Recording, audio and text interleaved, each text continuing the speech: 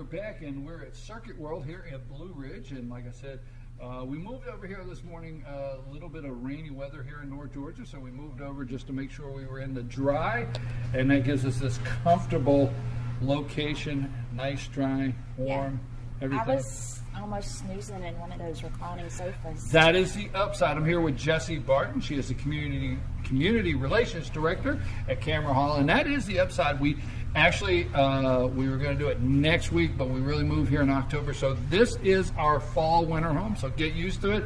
Find a recliner or something and sit down. Everybody does.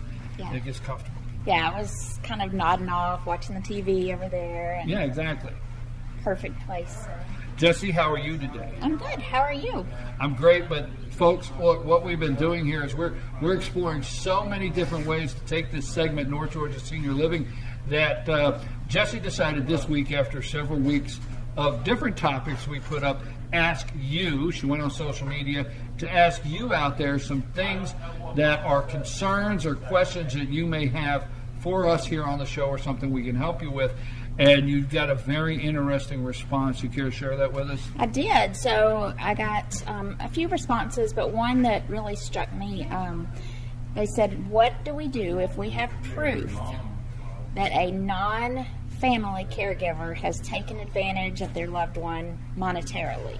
And how do we keep these kind of elder abuse things from happening? So very interesting topic. It does happen a lot more than we realize. We've talked about the many scams that are out there, but these are more scams that take place right in the person's home. So first and foremost, they said they had evidence. So my gut reaction, and tell me what you think, is take that to law enforcement immediately. Well, first of all, on that question, and it came to Jessie on social media, what if you have evidence, and that's the big word there in the sentence, what if you have evidence that an outside the family caregiver has been monetarily taking advantage or taking money, however they put it? We want to be very clear, okay, that there are so many good home care programs. They are, okay? Yes. So we're not trying to do a segment that would have a major negative on home care, but that being said, the reality is your prescription drugs. I hear this, and I'm going to add on to this monetarily. Right. I get people tell me I have a situation now in another county where somebody told me, hey, the caregiver that was coming in for my parents have been taking prescription drugs from my parents. I'm going to put that together with the monetary, theft or alleged. Call law enforcement. Call law enforcement. Period. I mean, that's my take. If you have, and I tell you what, if you have somebody coming in and caring for mom and dad and helping out through the day, on your part, go by and count the pills. Do some things. This person says they have evidence. They didn't expand on. They didn't expand, no. But they say they have evidence. So, and to your case, with the home companies that are out there, the good thing about hiring some of these home companies that specialize in this is they do required background checks. So if you don't want to go through an agency that uses background checks, go to the sheriff's department and do a background check yourself. The person that you're hiring just has to authorize you to go run that background check, and you can do that. Reputable. And I'm walking around, and I'm not saying somebody's not. That's not for me to decide. Reputable home care companies or agencies, they put their people through background checks, drug screening, so many different things. Okay, that your chances are better getting somebody that you're not going to have a problem with. Now, I think what happens sometimes, Jessie, you tell me, I think what happens is the family thinks they know somebody, and they're not a licensed caregiver, but they're a good person. They know somebody, and they could stay with mom or they could stay with dad, and they can help out. Right. And then it could turn out bad. It could. And a lot of times that is what we hear, is that it is somebody that's close to the family They offered to do it maybe for a reduced rate until they could find somebody, and then some families are in tough positions to where they don't have the money or the resources to do that. But I think what you said is very big there, because if you do not have the resources or not able to get an outside home care agency to come in with your parents, at least the person you're bringing in, do the background check. You can go to the sheriff's office. All you got to do is contact your local sheriff, okay? Local sheriff's office. Contact them and tell them you have somebody. This is my recommendation, okay? I don't know if there's a checklist, but we can look at that, okay? Call your local sheriff's office and say, we have somebody that's going to stay with mom and dad that's going to help out. What do you recommend? One, can you do a background check for us? And do you recommend any other things that we should do before hiring? And let law enforcement basically give you your pre-hire instructions. Yeah. And I think they will. I think so.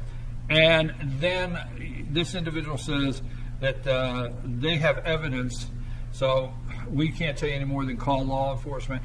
And if if you have evidence and you call law enforcement, explain to them everything, but I want to add the prescription drug too. I just want to encourage you, if mom and dad has anybody coming in to help, that you do something to check the prescription drugs in your house, because I do hear that quite often, don't you? Yes, very much.